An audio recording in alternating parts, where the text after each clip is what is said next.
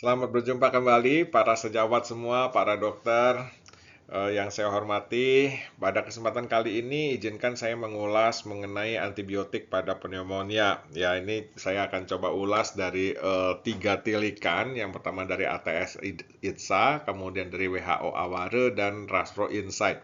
Ya, ini nanti kita coba lihat ya. Tapi kita bisa lihat di sini bahwa seperti yang telah saya sampaikan pada YouTube yang lalu, bahwa apabila kita membahas antibiotik, maka kita membahas sesuatu yang cair dan debatable, banyak kepustakaan di dalamnya ya. Tapi saya hari ini Bapak Ibu dokter untuk mencoba mengulas dari segi tiga ini, ATS IDSE, WHO Aware, dan coba kita lihat yang Rastro Indonesia Insight. Bapak Ibu dokter yang saya hormati, apabila kita bicara pneumonia, maka memang kita mengenal dua setting di sini ya. Ada setting hospital dan setting komunitas ya. Setting komunitas itu kita sebut sebagai community acquired pneumonia, dan pada setting hospital kita mengenal adanya HAP dan VAP.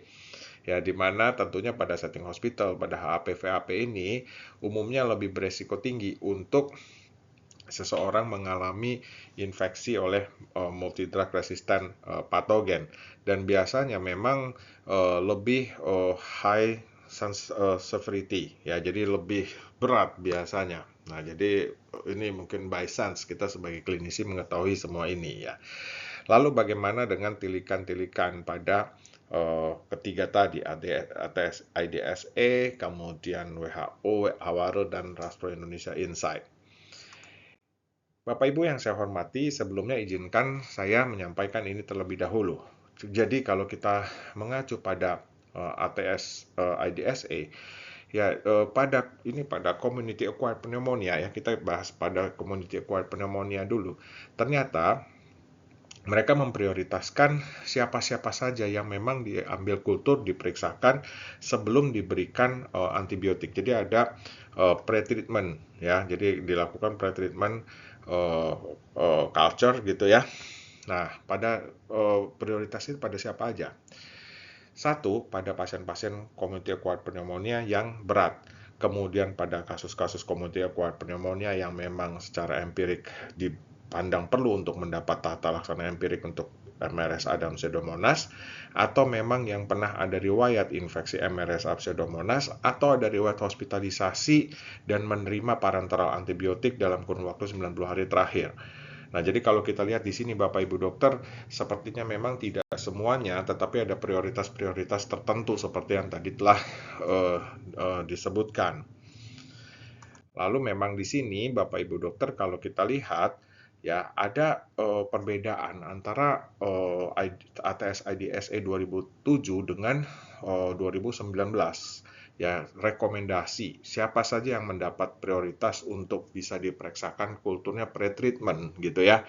Yang pertama, kalau pada 2007 ini pada kasus-kasus yang berat, tetapi pada tahun 2019 ini selain pada kasus-kasus yang berat juga kultur harus dilaksanakan pada kasus-kasus yang memang secara empirik dibutuhkan tata laksana untuk tata laksana anti-MRSA dan Pseudomonas aeruginosa. Jadi pada kasus-kasus di mana pasien itu beresiko lah untuk MRSA dan Pseudomonas aeruginosa. Ya, jadi kalau kita lihat Bapak Ibu dokter di sini pada community acquired pneumonia, ATS IDSA ini cukup concern kelihatannya pada infeksi MRSA dan Pseudomonas aeruginosa, dan ini rupanya mendapat prioritas untuk dilakukan kultur sebelum tata laksana diberikan. Ya.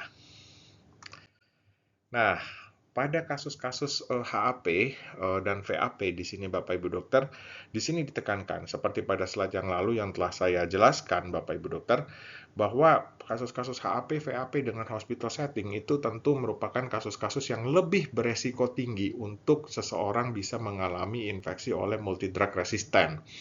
Nah, Bapak Ibu dokter di sini telah disebutkan juga oleh mereka bahwa ini adalah faktor-faktor resiko ya yang bisa meningkatkan resiko ya, yang bisa meningkatkan kemungkinan seseorang mengalami infeksi multidrug resistant.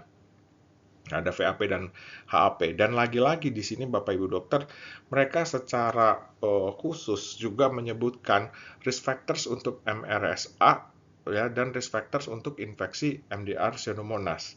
Nah, jadi di sini Bapak Ibu dokter, baik pada CAP maupun pada HAP, ini kelihatannya cukup concern ya dari ATS IDSA ini pada infeksi MRSA dan Pseudomonas aeruginosa. Bapak Ibu dokter yang saya hormati, kalau kita lihat tadi, memang itu ada prioritas tertentu. Ya, pada community acquired pneumonia, guidelines ATS ITSA itu memprioritaskan pasien-pasien community acquired pneumonia yang berat atau yang beresiko terinfeksi MRSA, Pseudomonas aeruginosa, atau yang memang ada riwayat pemberian antibiotik dengan hospitalisasi dan riwayat pemberian antibiotik kurang dari 90 hari yang lalu. Nah, itu yang diprioritaskan untuk kultur diambil. Tetapi Bapak Ibu dokter, ini paling tidak kalau menurut saya pribadi ya, apakah memang kalau dengan kultur seperti itu, dengan prioritas tertentu, kita bisa mendapatkan satu karakteristik yang penuh, representatif untuk semua pasien pneumonia?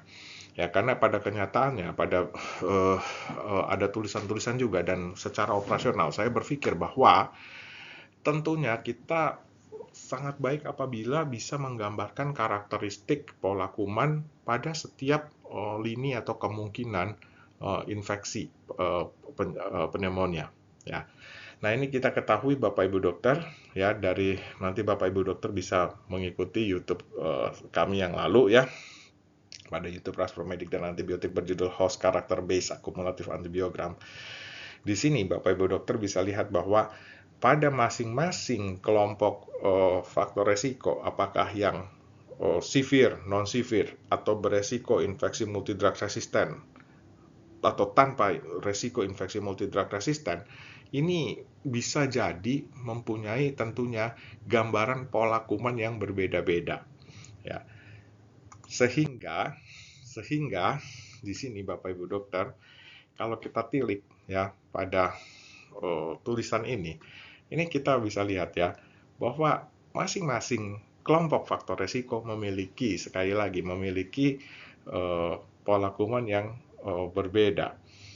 Nah, kalau kita lihat pada yang direkomendasikan pada IDSA tadi, khususnya pada community acquired pneumonia, itu mungkin untuk tilikan kuman definitif untuk tata laksana individu.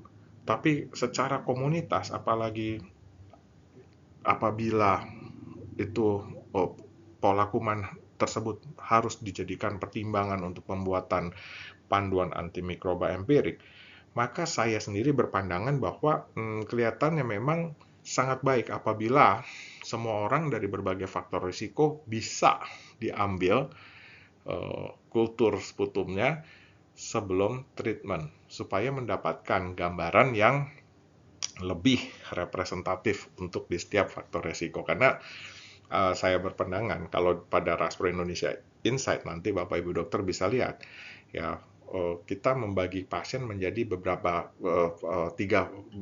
tiga faktor stratifikasi resiko ya, 3 kelompok stratifikasi resiko, di mana kelompok stratifikasi risiko tipe 1, 2, dan 3 itu nanti kita seperti di sini ya, itu kita bisa lihat sebenarnya pola kumannya seperti apa, dan nanti kemudian kita tentukan pemberian antibiotik empiriknya pada panduan penggunaan antimikroba empiriknya ya. Nah, jadi seperti itu. Jadi ya, silahkan nanti ini boleh dibahas ya oleh sejawat sekalian, pro dan kontra silahkan ya. Tetapi pandangan saya sekali lagi sangat baik apabila kultur bisa diambil pada pretreatment. Sebaik-baiknya memang pada semua kelompok faktor resiko, dan tentunya ini harus ditunjang oleh sistem manajerial yang kuat, fasilitas yang juga yang kuat. Tentu ini semua menjadi PR buat kita semua.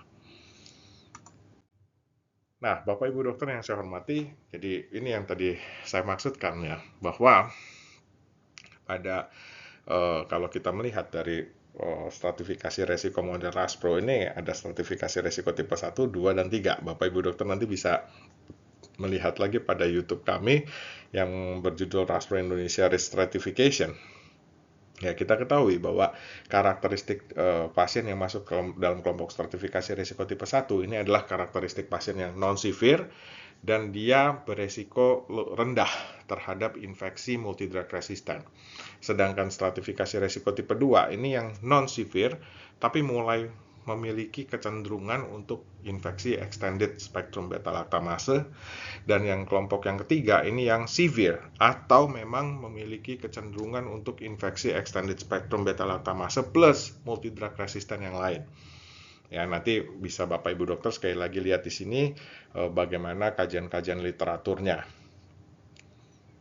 Ya. Nah, dan tentunya Bapak Ibu dokter di sini saya melihat bahwa sangat baik kalau pada masing-masing kelompok stratifikasi risiko ini kita memiliki satu pola kuman tersendiri. Nah, Bapak Ibu dokter yang saya hormati, mari kita bahas sekarang tentang penggunaan antibiotik pada pneumonia menurut ATS IDSA Insight. Ya, nanti kita lihat pada WHO Insight, WHO Awara Insight, dan kemudian pada Raspra Indonesia Insight. Ya, kita lihat ya. Nah, ini kita lihat Bapak Ibu dokter, kalau pada ATS IDSA ini pada outpatients itu community acquired pneumonia yang outpatients ya. Jadi tadi kita bagi dua, ada community acquired pneumonia ya yang setting komunitas, dan hospital acquired dan ventilator associated pneumonia.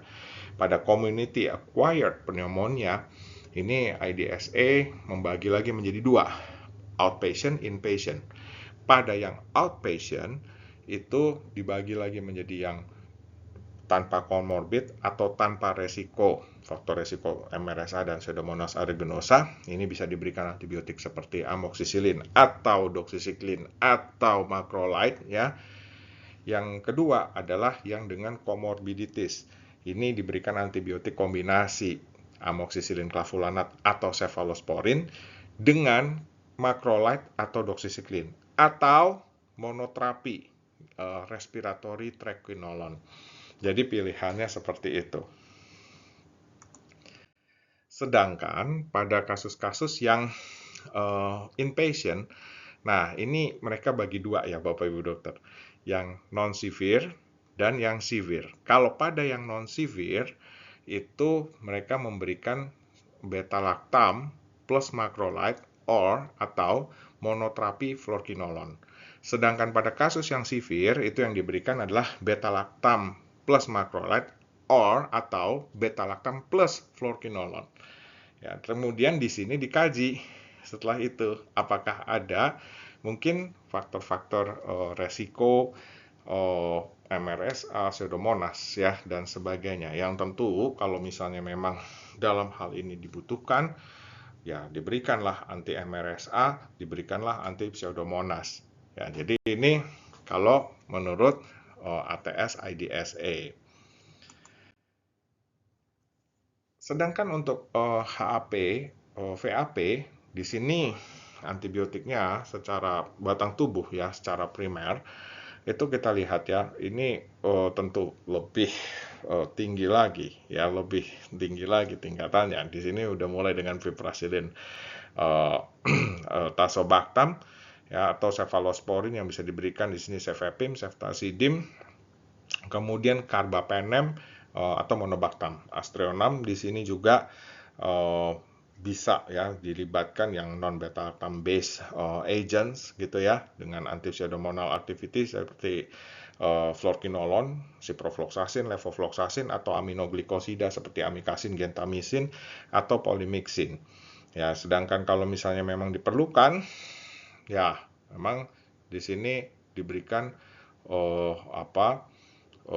anti MRSA ya. Jadi ini yang kita disampaikan pada kasus-kasus yang VAP ya. Ini pada VAP, Ventilator Associated Pneumonia, Suggested Empiric Treatment Options for Clinical Suspected Ventilator Associated Pneumonia ya.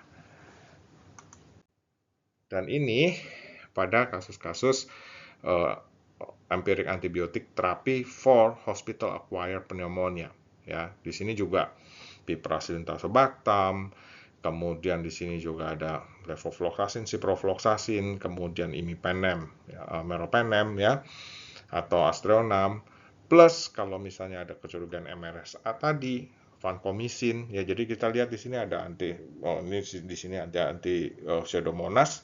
Kalau ada kecurigaan terhadap MRSA, diberikan vancomycin atau linezolid ya sebagai kombinasi.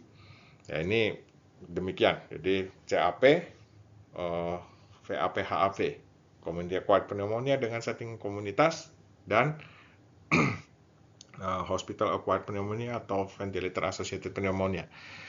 Nah, kita lihat di sini kalau sekali lagi pada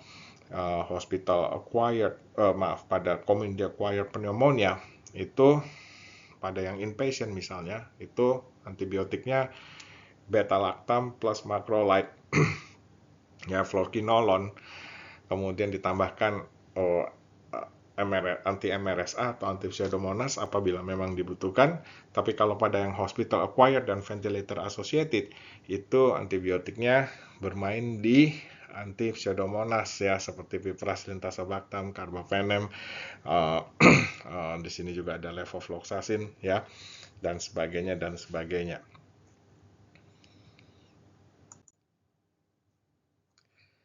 Nah, bagaimana dengan WHO Aware Insight? Ya, kalau kita lihat Bapak Ibu Dokter pada WHO Aware Insight, ini saya menilai lebih sederhana ya. Kelihatannya ini lebih sederhana. Jadi pada kasus community acquired pneumonia dia cuma bagi mild to moderate case, severe case. Ya, kalau mild to moderate case itu kita berikannya amoxicillin clavulanat, sedangkan pada severe case di sini diberikannya cefotaxime ya, cefotaxime, ceftriaxone. Jadi kalau kita lihat pada community acquired pneumonia yang severe case, yang disarankan cefotaxime, ceftriaxone. Ya, sedangkan pada mild to moderate, amoxicillin clavulanat, amoxicillin. Jadi di sini lebih sederhana ya si WHO, dan kalau pada community acquired pneumonia kelihatannya ini diusahakan supaya tidak ke arah carbapenem. Ya, saya nggak tahu ini mungkin kesan pribadi aja ya. Tetapi mungkin bisa jadi, mungkin ini kaitannya erat dengan amanah dari WHO sendiri, yaitu mau menggeser atau mau mengutamakan memang penggunaan antibiotik akses. Jadi kelihatannya diminimalisir, kelihatannya ya, carbapenem ya. Sedangkan untuk hospital acquired pneumonia di sini ya, ini pada yang kasus non VAP, di sini amoxicillin clavulanat masih atau ceftriaxone, cefotaxime atau piperacillin tazobactam. Ya, jadi ini dia pembagiannya lebih sederhana daripada IDSA tadi. Kalau IDSA tadi memperhitungkan Pseudomonas, MRSA, gitu ya. Tapi kalau WHO ini lebih sederhana sebenarnya kalau kita boleh menilai. Sekali lagi, tapi ini memang tilikannya adalah karena memang mempertimbangkan pengendalian resistensi antimikroba. Ya, tapi saya yakin juga tentunya WHO mengeluarkan ini dengan satu pertimbangan-pertimbangan dan studi-studi epidemiologi yang pastinya sudah dilakukan secara adekuat. Ya, bagaimana lalu dengan ya tilikan dari kita ya, Raspro Indonesia ya pada antibiotik untuk pneumonia. Nah, Bapak Ibu dokter yang saya hormati, seperti yang telah kami sampaikan yang lalu-lalu ya, bahwa Raspro Indonesia ini membagi antibiotik menjadi 3 stratifikasi. Stratifikasi risiko tipe 1, stratifikasi risiko tipe 2, dan stratifikasi risiko tipe 3. Ya, stratifikasi risiko tipe 1 ini adalah pasien-pasien dengan karakteristik non-severe, tidak berat ya, dan lebih beresiko rendah untuk mengalami infeksi oleh multidrug resisten.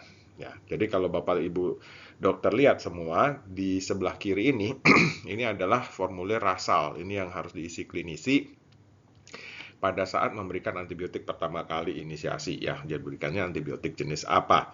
Ya, jadi ini sebenarnya tabel untuk penapisan.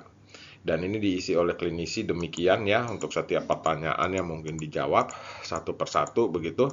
Dan ketika dijawab semuanya tidak, tiba pada antibiotik untuk kelompok pasien stratifikasi risiko tipe 1 yang tidak severe dan lebih beresiko rendah mengalami infeksi multidrug resisten, maka memang di sini kita berikan antibiotik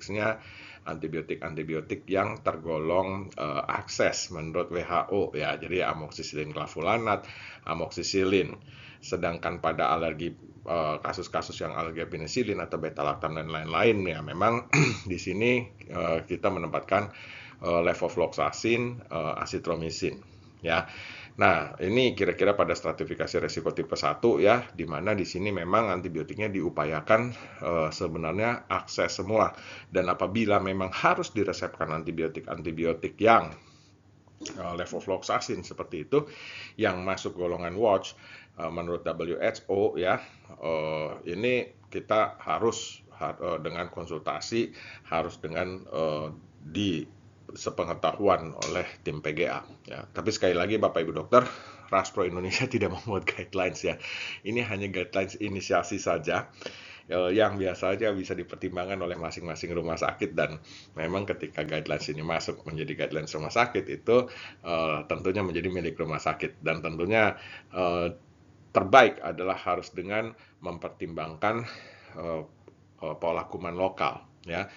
Jadi ada pola kuman lokal untuk pasien-pasien yang jatuh di kelompok stratifikasi risiko tipe 1 seperti apa. Nah, antibiotiknya nanti mungkin bisa dimasukkan ke dalam sini ya. Jadi ini kira-kira pilihan antibiotik untuk pasien-pasien dengan pneumonia yang jatuh di stratifikasi risiko tipe 1 ya, kalau usulan atau tilikan dari Raspro Indonesia.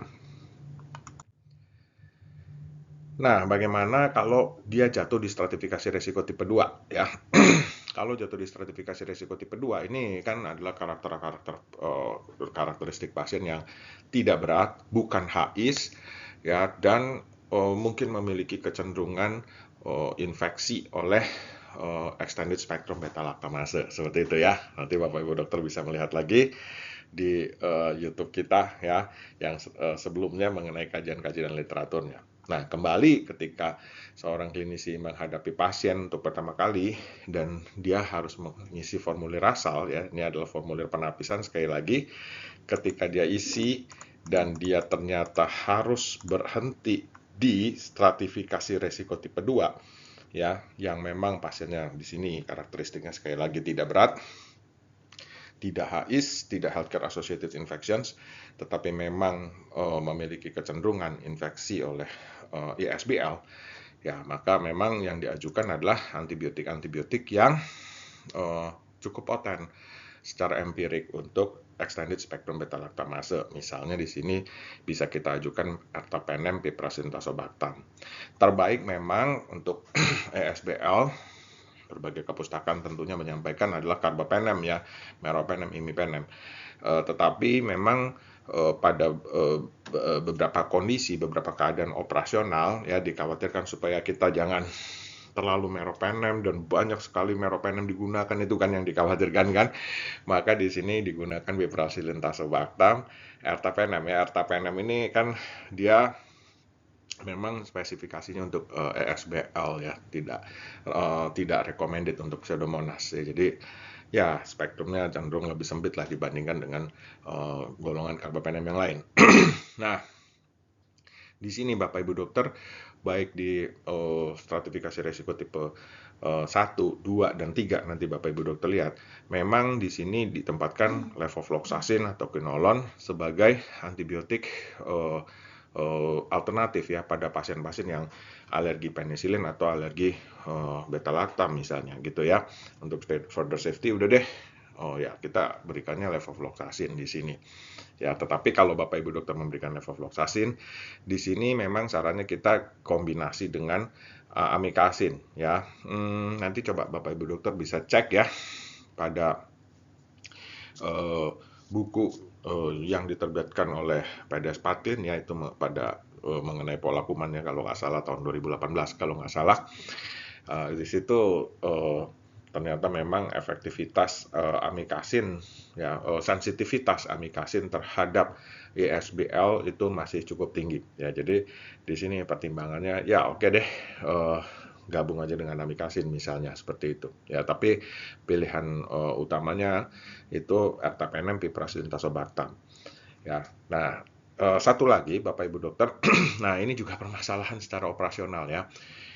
Pada Indonesian setting itu seringkali kami juga mendapati bahwa terutama di rumah sakit ya entah mungkin di perifer atau di rumah sakit yang jauh gitu ya, itu kadang-kadang bukan kadang-kadang ya seringkali ditemukan ertapenem dan piperacillin tazobactam ini sulit pengadaannya gitu ya.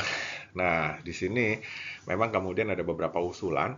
Yuk kita ganti aja coba mungkin dengan kombinasi amoksisilin clavulanat plus amikasin misalnya ya.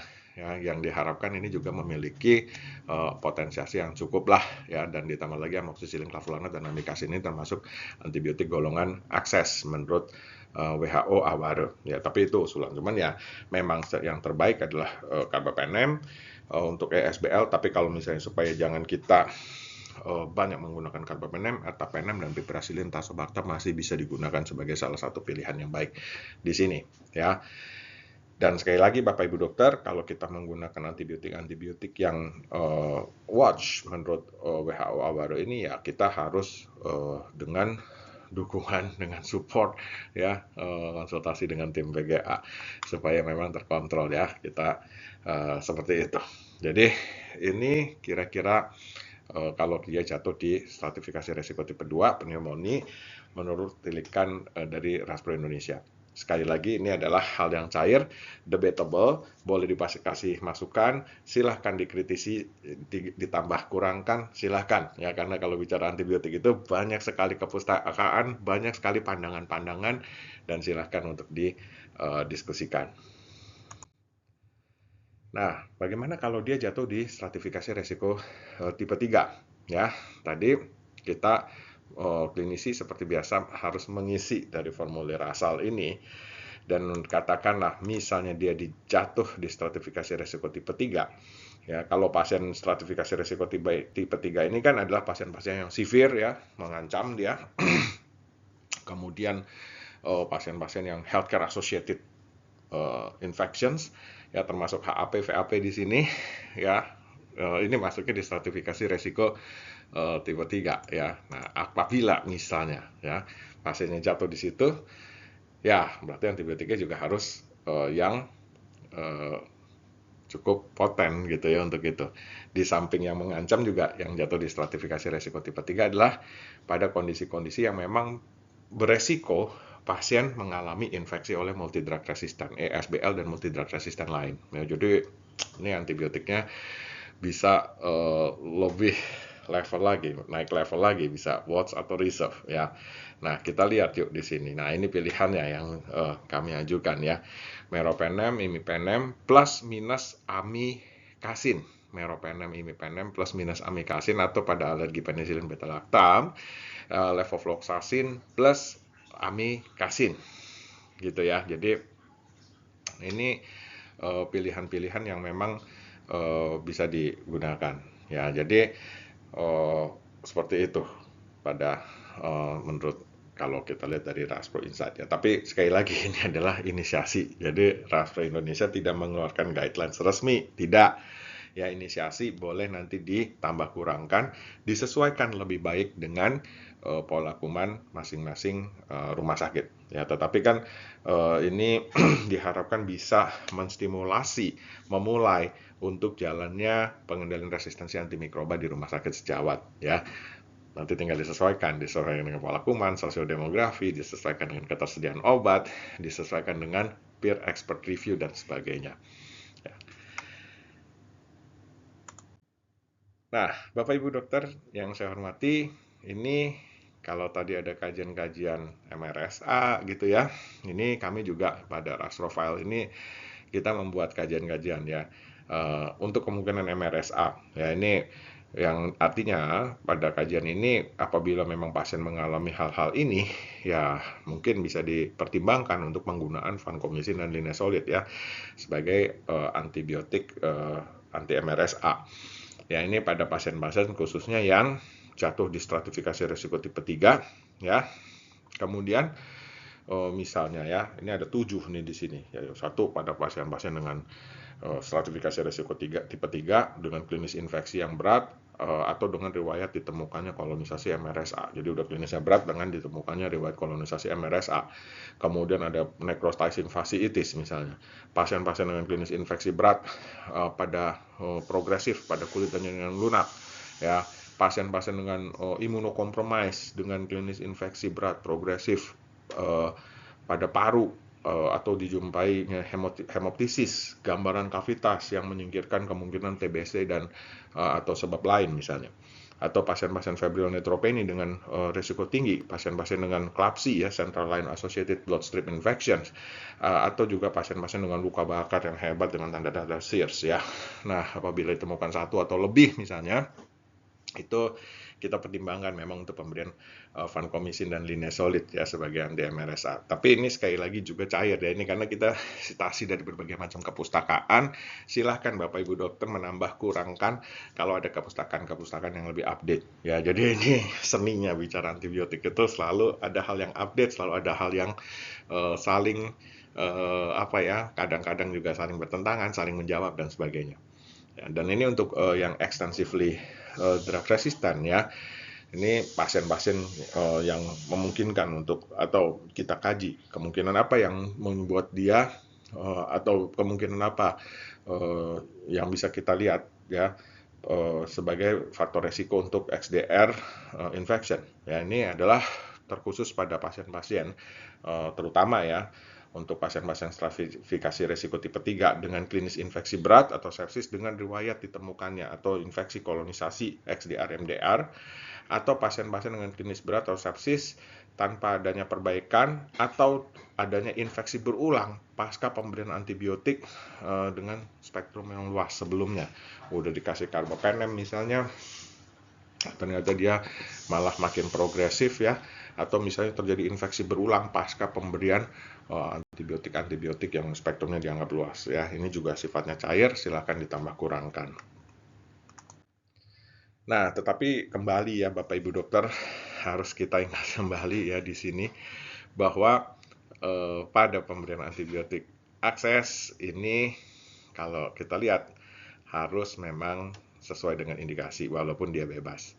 Sedangkan untuk antibiotik watch dan reserve ini harus dengan melalui PGA, melalui pengendalian resistensi antimikroba rumah sakit ya, KPRA rumah sakit. Jadi seperti itu supaya ini bisa kita inline dengan apa yang diregulasikan oleh pemerintah. Ya, ini ada di YouTube yang lalu, boleh saudara sejawat lihat pada YouTube sebelumnya.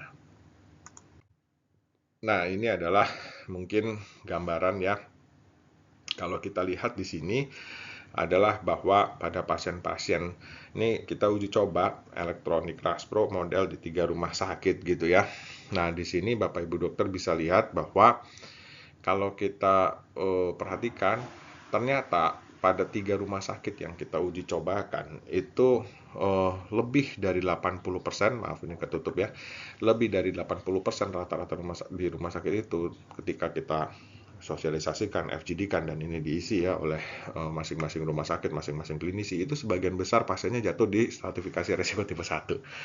Jadi kalau secara prinsip dia jatuh di stratifikasi risiko tipe 1 dan pilihan antibiotik pada stratifikasi risiko tipe 1 itu kita arahkan pada antibiotik-antibiotik yang akses, maka memang mudah-mudahan apa yang diharapkan oleh WHO bahwa peresepan antibiotik di satu negara itu harus lebih dari 60%, mudah-mudahan itu bisa tercapai. Ya, ini tentu penelitian masih dalam skop yang kecil dan dibutuhkan memang penelitian-penelitian lanjutan. Yuk kita sama-sama untuk melihat melihat bagaimana pemetaan stratifikasi risiko pasien supaya ini juga nanti bisa mengguidance klinisi dan mudah-mudahan memang bisa mengguidance klinisi mengutamakan pemberian antibiotik akses pada lini-lini pertama pada kondisi-kondisi tentunya pasien yang tidak berat dan tidak mengancam. Ya, nah mungkin itu Bapak Ibu dokter. Baik, demikian Bapak Ibu dokter yang bisa saya sampaikan. Terima kasih atas perhatian Bapak Ibu dokter semua. Mohon maaf apabila ada hal-hal yang kurang berkenan selama penyampaian, atau ada yang kurang update, atau ada yang keliru. Tetapi mudah-mudahan ini bisa bermanfaat. Maju terus, sukses selalu untuk Bapak Ibu dokter semua. Tetap semangat untuk Indonesia yang lebih sehat dan sejahtera. Sampai jumpa Bapak Ibu dokter dan sejawat semua. Terima kasih.